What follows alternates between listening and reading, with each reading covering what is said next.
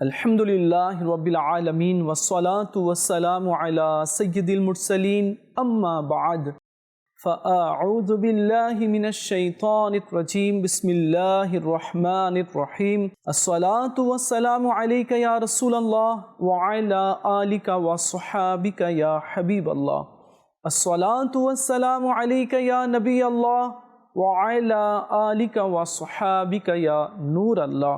প্রিয় মদিনী চ্যানেলের দর্শকবৃন্দ, মা বাবা কায়নাতে যা কিছু আছে এর চেয়ে বেশি মূল্যবান হচ্ছে মা বাবা। মা বাবা এমন রত্ন আছে যার কোনো মূল্য নেই, কেউ মূল্য দিতে পারবে না। আল্লাহ তাআলা মা বাবার শানকে অনেক ঊর্ধ্বে করেছে।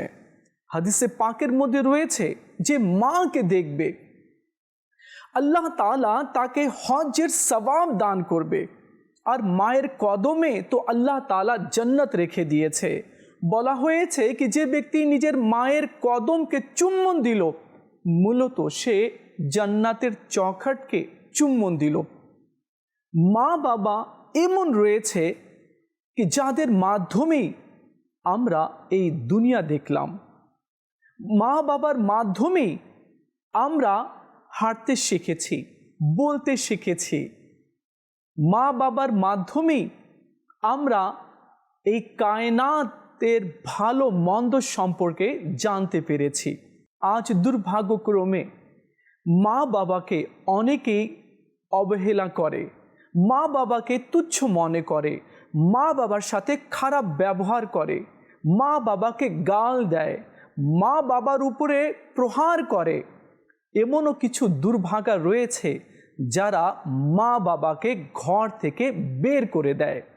প্রিয় ইসলামী ভাইয়েরা, আমাদের ইসলাম আমাদেরকে শিক্ষা দিয়েছে মা বাবা যদিও ছেলের উপরে অন্যায় করে বা জুলুম করে তারপরেও মা বাবার হক আদায় করতে হবে।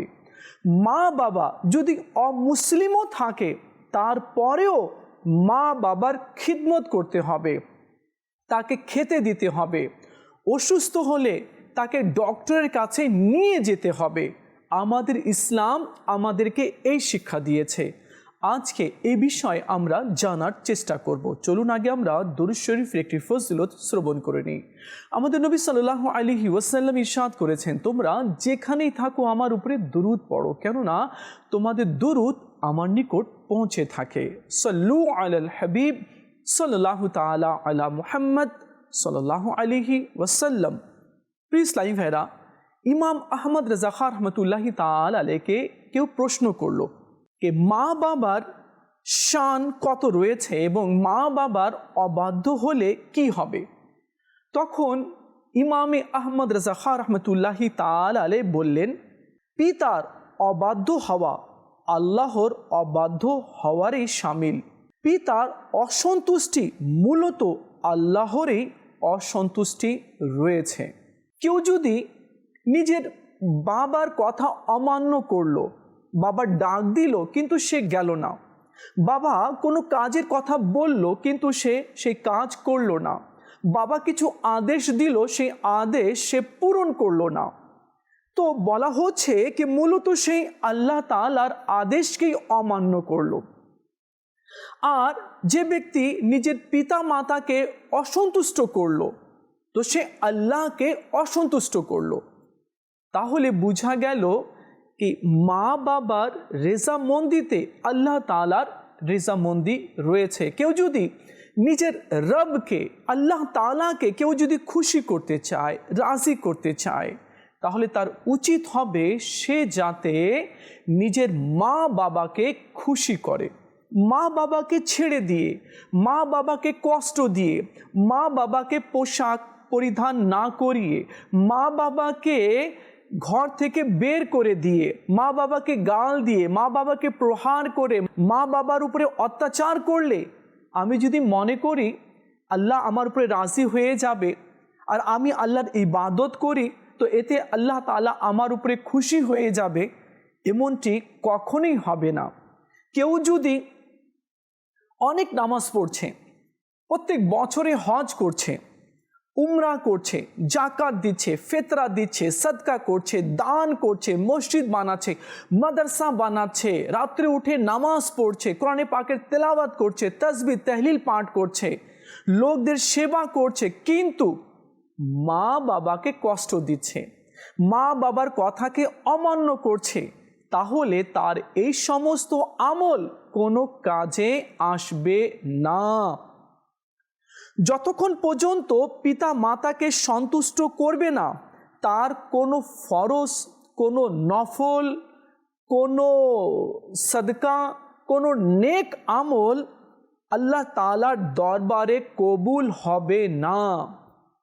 দেখুন, যারা গুনাহগার হয়, যারা বদকার হয়, যারা নাফরমান হয়, তাদের জন্য যে আযাব আল্লাহ তাআলা রেখেছে, তো সে আযাব তো সে পাবে।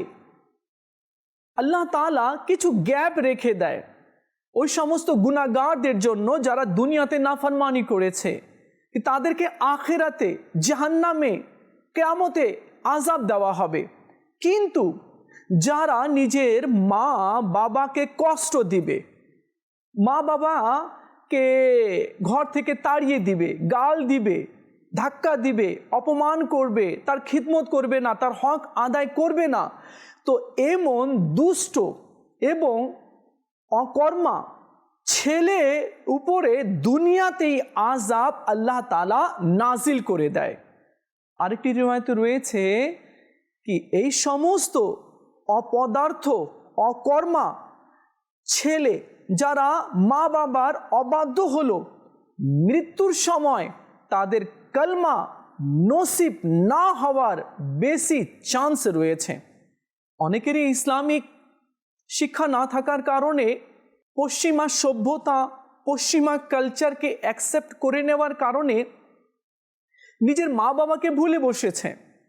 মা বাবা বৃদ্ধ হয়ে গেল, তাকে গ্রামে ফেলে দিল, গ্রামে রেখে দিল, বা নিজের ঘর থেকে অন্য কোনো জীর্ণ ছিন্ন কোনো পুরনো ঘরের মধ্যে রেখে দিল, অথবা সে ওল্ড হাউসে রেখে দিল। তো দেখুন, আপনি নিজের জান্নাতকে কি করছেন? মা বাবা তো ছেলের জন্য জান্নাত আছে, আপনি নিজের জান্নাতকে নিজে থেকে দূরে করে দিলেন, এটা কেমন কথা? আর যে সন্তানের উপরে মা বাবা রাজি থাকে, তো তার মৃত্যু ঈমানের সাথে হয়, আর আল্লাহ তাআলা ওই সমস্ত যুবকদের হায়াতকে বাড়িয়ে দেয় যারা নিজের মা বাবার খিদমত করে। এক ছেলে অসুস্থ হয়ে পড়ল, ডক্টরের কাছে নিয়ে গেল, ডক্টর তাকে অ্যাডমিট করলো, ওয়ার্ডে রাখলো, অনেক চিকিৎসা করলো, কিন্তু কোনো ফল হলো না। সে ছেলে ভালো হলো না। ডক্টর বলে দিল হয়তো ছেলে আর বেশি দিন বাঁচবে না। মা ডক্টরকে বলল আপনি চিকিৎসা চালিয়ে যান। ডক্টর চিকিৎসা চালিয়ে গেল, ছেলের শরীর অনেক খারাপ হয়ে গেল, রূহ বের হচ্ছে না। মা বেডে পাশেই দোয়ার জন্য হাত তুলে দিল, ওগো আল্লাহ, আমি আমার ছেলের উপরে সন্তুষ্ট রয়েছি, ও আল্লাহ, আমি আমার ছেলের উপরে রাজি রয়েছি, মওলা গো, তুমিও আমার ছেলের প্রতি রাজি হয়ে যাও, তার মৃত্যুর যন্ত্রণাকে দূর করে দাও। মা দোয়ার মধ্যেই মশগুল ছিল, এরই মধ্যে ছেলের প্রাণ চলে গেল। আর সেই যুবক প্রাণ ত্যাগ করার পূর্বে কলমাও পড়ে নিল। তো প্রিয় ইসলামী ভাইয়েরা আর মদিনী চ্যানেলের দর্শকবৃন্দ, যে সমস্ত সন্তান নিজের মাকে রাজি করতে সক্ষম হয়ে গেল অথবা বাবাকে রাজি করতে সক্ষম হয়ে গেল, তো সে এহ জগৎ এবং ওই জগতে সে কামিয়াব হয়ে গেল। আর যে নিজের মা বাবাকে রাজি করতে সক্ষম হলো না, তো দুনিয়াতেও এমন সন্তান অপমানিত, লজ্জিত, লাঞ্ছিত হবে এবং আখিরাতেও সে লজ্জিত হবে। আল্লাহ তাআলা আমাদের সবাইকে বোঝার তৌফিক দান করুক। দেখুন, আপনি যতই ইম্পর্টেন্ট কাম করছেন না কেন, বা বিদেশে আপনি আছেন বা অফিসে আপনি আছেন, যে কাজে আপনি থাকুন না কেন, আপনার মা অথবা আপনার বাবা আপনাকে ডাক দিয়েছে, আসো তোমাকে দেখব বা তোমার সাথে কিছু কথা আছে, এখনই আসতে হবে। তো সেই ছেলেকে বিদেশ থেকে আসতে হবে, কেউ যদি কাজ করছে কাজ ছেড়ে চলে আসতে হবে, কেউ যদি অফিসে আছে অফিস ছেড়ে আসতে হবে। কেননা বাবা ডাক দিয়েছে, মা ডাক দিয়েছে। আমাদের শরীয়ত বলেছে যে ছেলে যেখানে থাক, বাবা যদি ডাক দেয় অথবা মা যদি ডাক দেয়, তবে তাকে সঙ্গে সঙ্গে চলে আসতে হবে আর লব্বাইক বলতে হবে। হ্যাঁ মা, আমি আসছি, একটু অপেক্ষা করো, এই তো চলে আসলাম। দেখুন প্রিয় ইসলামী ভাইয়েরা, আমার মা আমাকে গর্ভে রেখেছে, কত কষ্ট করেছে, না সে ঠিক মতো ঘুমাতে পেরেছে, না ঠিক মতো সে খেতে পেরেছে, না সে ভালোভাবে বসতে পেরেছে। কত যন্ত্রণায় ছিল মা যখন আমরা নিজের মায়ের গর্ভে ছিলাম। এই কষ্টের কথা কেউ যদি বুঝাতে চায় কাউকে, তারপরেও বুঝাতে পারবে না। এই কষ্টের যে তুফান, এটা মায়ের হৃদয়ে রয়েছে। মা যতই বুঝাতে চাইবে, কিন্তু ওই কষ্টটা কেউ অনুভব করতে পারবে না। এরপরে মা ছেলেকে জন্ম দেয়। মেডিকেল সায়েন্স বলে, যদি কারো হাড় ভেঙে যায়, মনে করুন কি আপনার পায়ের আঙ্গুল ভেঙে গিয়েছে, আঙ্গুলের হাড় ভেঙে গিয়েছে বা পা ভেঙে গিয়েছে, আপনি কি সে সময় সঠিকভাবে নিজের পা জমিনে রাখতে পারবেন? পারবেন না। আপনার কষ্ট অনুভব হবে, আপনি বসে পড়বেন বা চিৎকার আপনি দিবেন। কেন? কি আপনার হাড় ভেঙে গিয়েছে, আপনি হাঁটতে পাচ্ছেন না। কিন্তু মা যখন সন্তানকে জন্ম দেয়, তো সে সময় কয়েকটি হাড় দেহের যদি একসঙ্গে যদি ভেঙে ফেলা হয়, কত কষ্ট হবে। তার চেয়ে বেশি কষ্ট হয় যখন মা সন্তানকে জন্ম দেয়। প্রিয় ইসলামী ভাইরা, এক ব্যক্তি আমার নবী সাল্লাল্লাহু আলাইহি ওয়াসাল্লামের নুরানি দরবারে আসলো আর এসে বলতে লাগলো, ইয়া সাইয়্যিদি ইয়া রাসূলুল্লাহ সাল্লাল্লাহু আলাইহি ওয়াসাল্লাম, আমি আমার মাকে নিজের ঘাড়ে বসিয়ে 6 মাইল রাস্তা অতিক্রম করেছি, আর সেটা পাথুরি রাস্তা ছিল, মাথার উপরে সূর্য ছিল এবং পাথরটি অনেক গরম ছিল। যদি কিছু গোস্ত জাতীয় কিছু রেখে দেওয়া হতো, তাহলে সেটা কাবাব হয়ে যেত। আমি ভীষণ কষ্ট পেয়েছিলাম। ইয়া রাসূলুল্লাহ সাল্লাল্লাহু আলাইহি ওয়াসাল্লাম, আমি যে আমার মাকে কাঁধে বসিয়ে 6 মাইল রাস্তা অতিক্রম করেছি গরম পাথরের উপরে, আমি কি আমার মায়ের হক আদায় করতে পেরেছি?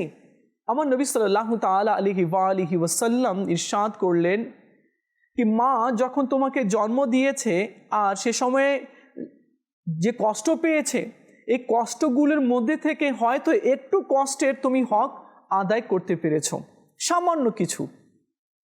তো প্রিয় ইসলামী ভাইয়েরা, দেখুন মা কেমন জানেন? আজ আপনার অফিসে বা আপনার কারখানাতে বা আপনার দোকানে যখন কেউ চাকরি নিতে আসে, তো তার একটা টাইম থাকে, 12 ঘন্টা 8 ঘন্টা। ফ্রাইডে ছুটি থাকে, ঈদে ছুটি থাকে, অন্যান্য ইভেন্টে ছুটি থাকে। তাকে আপনি বোনাসও দেন, তাকে আপনি বেতনও দেন, খুশি হয়ে কিছু টাকাও তাকে গিফট আপনি করেন। কিন্তু মার কোনো ছুটি নেই। শুক্রবারে ফ্রাইডে কোনো ছুটি নেই, বৃহস্পতিবার, শনিবার, রবিবার, সোমবার, মঙ্গলবার, বুধবার, এই দিনও তো ছুটি নেই। এমনকি শুক্রবারেও ছুটি নেই। শুক্রবারে মেহমান চলে আসলো, মায়ের কাজ বেড়ে গেল। ঈদের দিনে তো অনেক কাজ থাকে, অনেক রান্না বান্না থাকে। সেই দিনও ছুটি নেই। আর প্রতিদিন তো আছেই, রান্না করতে হয়, কাপড় ধুতে হয়, ঘরগুলো ঠিক করতে হয়, আর অন্যান্য কাজগুলো করতে হয় মাকে। বলুন তো, এক অফিসে যারা কাজ করছে তাকে বোনাস দিচ্ছেন, তাকে স্যালারি দিচ্ছেন, তাকে কিছু আরও টাকা গিফট করছেন। আপনি মাকে কখনো গিফট করেছেন? মা যে এইভাবে টাকা ছাড়া প্রত্যেক দিন যে কাজ করে যাচ্ছে, প্রত্যেক দিন যে আপনার সেবা করে যাচ্ছে, আপনি কি কখনো মাকে গিফট করেছেন বা কোনো কিছু এনে দিয়েছেন? তার কোনো ছুটি নেই। মা কি বলেছে আজ আমার ছুটি, আজ আমি রান্না করতে পারবো না, আজ আমার ছুটি, আজ আমি নাস্তা বানাতে পারবো না, আজ আমার ছুটি, আজ আমি কাপড় ধুতে পারবো না? মা কি কখনো বলেছে? না। মা যখন অসুস্থ ছিল তারপরেও রান্না করে আপনাকে খাইয়েছে, কি আমার খোকা যাতে ক্ষুধার্ত না থাকে। মা অসুস্থ ছিল তারপরেও আপনার কাপড়গুলো ধুয়ে দিয়েছে, না আমার খোকা পরবে। মা অসুস্থ ছিল তারপরেও রাত জেগেছিল, কি আমার খোকা, আমার ছেলে এখনো আসেনি, আসলে ঘুমাতে যাব। সে তার কষ্টগুলো নিজের বুকের মধ্যে চাপিয়ে রেখেছিল, কারো মাঝে প্রকাশ করেনি। আর আজ মায়ের এত সব কুরবানি, মায়ের এত সব খিদমত নিমেষে আমরা ভুলে দিয়েছি বা ভুলে গিয়েছি আমরা। এমনটি করা কিন্তু ঠিক হবে না। প্রিয় ইসলামী ভাইয়েরা, আসুন আমরা একটি দুষ্ট ছেলের, যে নিজের মাকে প্রহার করেছিল, শুধুমাত্র নিজের ওয়াইফ, নিজের স্ত্রীর জন্য নিজের মাকে মেরেছিল, নিজের মাকে কষ্ট দিয়েছিল, নিজের মাকে অপমান করেছিল তার স্ত্রীর সামনে। এমন যুবকের কি হয়েছে জানেন? চলুন আমরা শুনি। এক যুবক ছিল, তার দুটি কিডনি ফেল হয়ে গেল, তাকে মেডিকেলে নিয়ে যাওয়া হলো। ডক্টর বলল এ আর বাঁচবে না, কোনো উপায় নেই, দুটি কিডনি নষ্ট হয়ে গিয়েছে, থাক এখানে, হসপিটালে যতদিন বেঁচে থাকবে থাকবে। বাবা বলল ঠিক আছে ডক্টর সাহেব, আপনি আমার ছেলে চিকিৎসা করুন। একটি ওয়ার্ডে দিয়ে দেওয়া হলো, ওয়ার্ডে রাখা হলো। তার দুটি কিডনি নষ্ট হয়ে যাওয়ার কারণে সে এমন চিৎকার করছিল, এমন চিৎকার করছিল কি আশেপাশের যারা রুগী ছিল ওয়ার্ডে, তারা ডক্টরকে বলল ডক্টর সাহেব আমাদেরকে এখান থেকে সরিয়ে দিন, না হলে এই রোগীকে এখান থেকে সরিয়ে দিন, কেননা তার ভয়ঙ্কর চিৎকার আমরা সইতে পারছি না, আমাদেরকে নিজেই ডর লাগছে, ভয় লাগছে। ডক্টর কি করলো, অন্য ওয়ার্ডে তাকে রেখে দিল। সেখানেও সে ভীষণ ভয়ানক ধরনের চিৎকার করছিল, আর এমন ভয়ঙ্কর চিৎকার করতে করতে তার মৃত্যু হয়ে গেল। অন্যান্য ওয়ার্ডের যারা লোকেরা ছিল তারাও সেই ওয়ার্ডের দিকে, তার বেডের দিকে উকি মেরে মেরে দেখতো কি কেভাবে চিৎকার করছে। ডক্টর তার বাবাকে জিজ্ঞেস করলো কি তোমার এই ছেলে কি এমন কাজ করেছে, কি এমন আমল করেছিল কি তার এমন ভয়ানক মৃত্যু হলো? তো বাবা বলল সে তার মাকে মেরেছিল, নিজের স্ত্রীর কথাতে এসে মাকে অপমান করেছিল, মাকে ধাক্কা দিয়েছিল, মাকে প্রহার করেছিল। আমার মনে হয় মাকে কষ্ট দেওয়ার কারণে, মাকে প্রহার করার কারণে, স্ত্রীর কথাতে এসে হয়তো এই কারণে তার এমন অবস্থা হয়েছে, এমন ভয়ানক মৃত্যুবরণ সে করেছে। প্রিয় ইসলামী ভাইরা, আজ জানি না যুবকের কি হয়ে যায়, সামান্য কথাতে চটে যায়, সামান্য কথাতে রাগ হয়ে যায়, আর নিজের মাকে মানে চাকরানি আছে না তার চেয়ে জঘন্য মনে করে। আরে ভাই, যার জন্য তুমি এত বড় পৃথিবী দেখতে পারলে, যার জন্য তুমি হাঁটা শিখেছো, যার কারণে তুমি বলতে শিখেছো, যার কারণে তুমি খেতে শিখেছো, যে নিজের স্বপ্নকে জ্বালিয়ে তোমার স্বপ্ন গড়ার জন্য রাত দিন চেষ্টা করেছিল, তোমার ভবিষ্যৎ কিভাবে আলোকিত হবে সে নিয়ে রাত দিন আল্লাহর দরবারে প্রার্থনা করেছিল, আজ সে মাকে তুমি তুচ্ছ মনে করছো, তার অপমান করছো, তাকে প্রহার করছো, গাল দিচ্ছ, ঘর থেকে বের করে দিচ্ছ, বা কোনো গ্রামে তুমি তাকে রেখে দিয়ে চলে এসেছো, তার খোঁজ খবর নিচ্ছ না। না, এমনটি করা যাবে না। আমি আগেই বলেছি কি মানুষ যখন গুনাহ করে, ওই গুনার সাজাটা আল্লাহ তাআলা কিয়ামতের দিনে রেখে দেয়। কিন্তু যে মা বাবাকে কষ্ট দিবে, মা বাবার উপরে অত্যাচার করবে, অপমান করবে, তার কথা শুনবে না, তো তাকে আল্লাহ তাআলা দুনিয়াতেই শাস্তি দিয়ে দিবে এবং দুনিয়া দেখবে। আর মা বাবাকে ছেড়ে দিয়ে মা বাবার খিদমত করা থেকে দূরে থেকে কেউ যদি মানুষের খিদমত করতে শুরু করে দেয়, ভালো ভালো নেক আমল করে, তো আল্লাহ তাআলা না মানুষের খিদমত করার প্রতিদান তাকে দিবে, না কোনো আমলের প্রতিদান দিবে, আর না আল্লাহ তাআলা তার কোনো ফরজ কবুল করবে, না কোনো ওয়াজিব, না কোনো নফল, না কোনো দান, না কোনো সদকা, না জাকাত, না হজ, আল্লাহ তাআলা কিচ্ছুই কবুল করবে না। মা বাবা যার উপরে রাজি আছে, আল্লাহ তাআলা তার উপরে রাজি রয়েছে। মা বাবা যার উপরে অসন্তুষ্ট রয়েছে, আল্লাহ তাআলা তার উপরে অসন্তুষ্ট রয়েছে। আসুন প্রিয় ইসলামী ভাইরা আর মদিনী চ্যানেলের দর্শকবৃন্দ, আমরা নিয়ত করে নিই, এখন থেকে আমরা ইনশাআল্লাহ আজ্জা ওয়া জাল নিজের মা বাবার খিদমত করার চেষ্টা করব ইনশাআল্লাহ আজ্জা ওয়া জাল।